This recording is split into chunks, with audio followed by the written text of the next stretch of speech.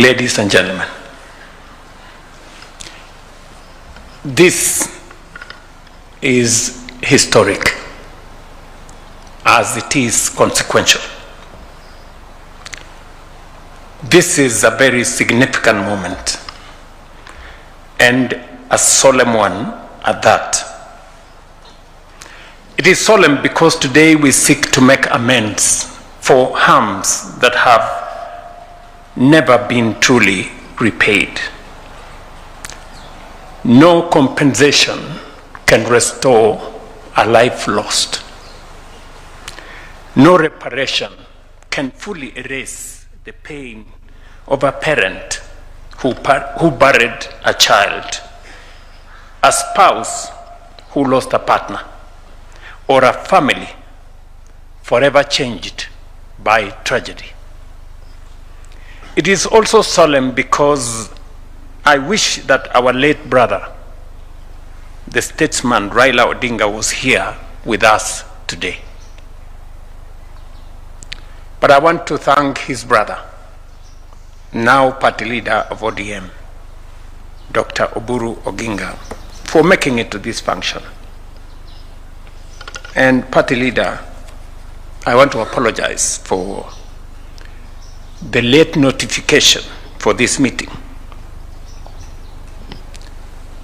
Although you have spoken and made a statement that is more profound than those who prepared to come for this meeting.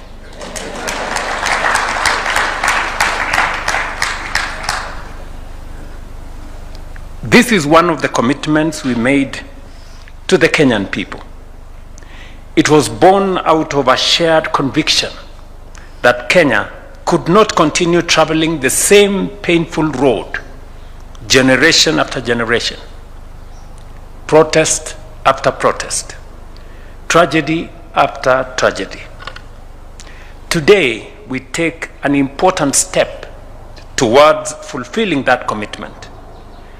I am happy that the Honorable Oburu Odinga is here to represent my late brother, the Honorable Raila Odinga. Many have spoken about these issues over the years. Many have acknowledged the pain. Many have promised action. Today, however, we move beyond words. I stand here pleased that we have reached this milestone, saddened by the circumstances that have made it necessary, humbled by the trust placed in us by victims and their families, and optimistic that this marks the beginning of the end of a painful chapter in our national life. Our country has been undergoing profound socio-economic and political transformation. Across Kenya, citizens have consistently expressed a desire for a future that is more just, more inclusive, and more responsive to their aspirations. Never before, however, have Kenyans expressed such a deep and widespread yearning for change and renewal. That yearning is legitimate, it is democratic, and it is protected by the Constitution. The right to assemble, demonstrate, picket, and petition under Article 37 is not a favor from the state. It is a constitutional guarantee.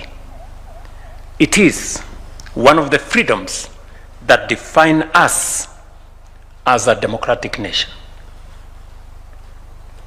Yet, we must also confront an uncomfortable truth.